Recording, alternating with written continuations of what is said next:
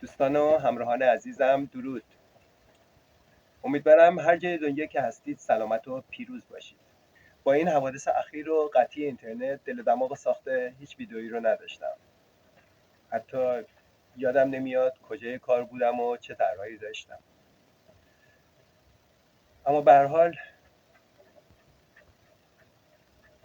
زندگی ادامه داره و زندگی یه مبارزه است.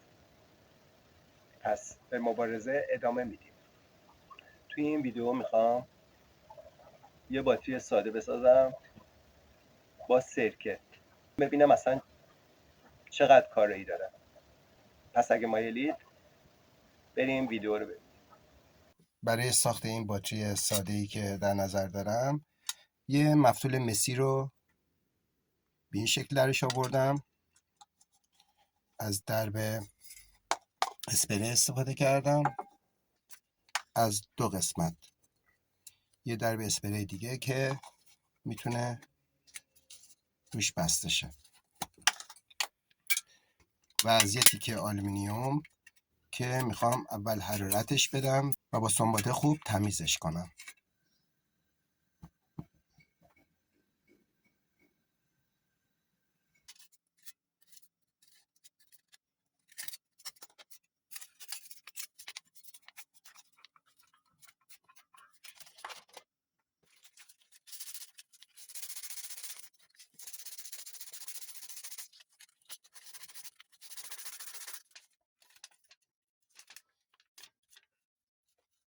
من توی این باتری از 2 تا فلز آلومینیوم و مس استفاده کردم، اما آلومینیوم رسانه‌ایش خوبه ولی یه مشکل اساسی داره، اونم این که اکسیدش یه لایه چسبنده ایجاد میکنه و کار رو خراب میکنه. اما میخوام آزمایشش کنم برای عبور دادن آلومینیوم و یه سوراخ مرکز برای عبور دادن سیم مسیمون ایجاد کردیم که به این صورت میخواد درش بسته شه. یه مقدار پارچه نبافته پلی استر، همونی که توی ویدیوی قبلی بهتون معرفی کردم، رو دور این باید بپیچم که از اتصال اینها جلوگیری کنم. اینو به این شکل لول میکنیم و اینم دورش میپیچم، میذارم تو مرکز کار. فقط واسه این که خیالمون راحت باشه اتصالی برقرار نمیشه بین این دوتا.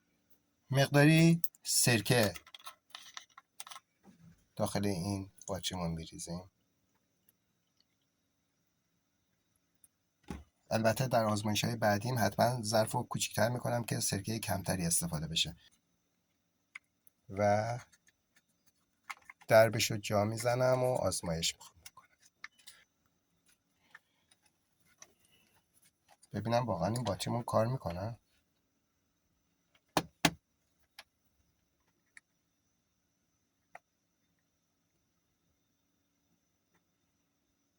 اوپس، ولتاژش نیم ولت تقریبا.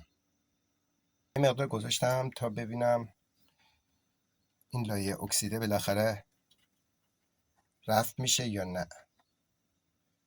همچنان ولتاژ ما اصلا خوشایند نیست. خب بذار یه آزمایش دیگه انجام بدم. آلومینیوم مشکلش این بود که لایه اکسیدش چسبنده است و اجازه نمیده که الکترون ها خوب جابجا بشن. از زغال باتری استفاده میکنم ببینم با مس چه ولتاژی میده. خب ولتاژ خوبی نداد، تقریبا 1.2 ولت، 1.3 ولت به ما ولتاژ داره میده از یه پیچ گالوانیزه و زغال باتری. تقریبا 1.3 ولت برق گرفتم از این مفتول سیمی که روکش گالوانیزه هستش. گالوانیزه یعنی اینکه فلز روی رو روش روکش کردند واسه اینکه یه مقدار جریان بهتری ایجاد بشه به شکل دایره‌ای درش آوردم و این کار رو میخوام تکرار کنم ببینم وضعیت ولتاژ چجوریه.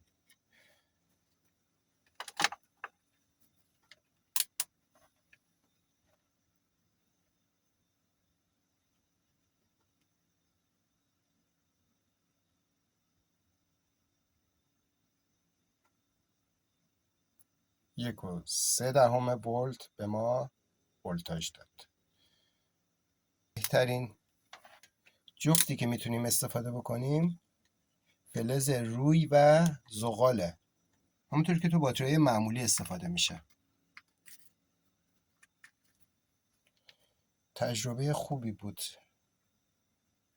توی یه ویدیو باید چند تا از این باتری های کوچیک درست بکنم با سرکه و به هم سری کنم ببینم میتونیم یه باتری کارآمد بسازیم. سپاسگزارم که تا اینجای ویدیو با من همراه بودید و تا ویدیوی بعدی بدرود.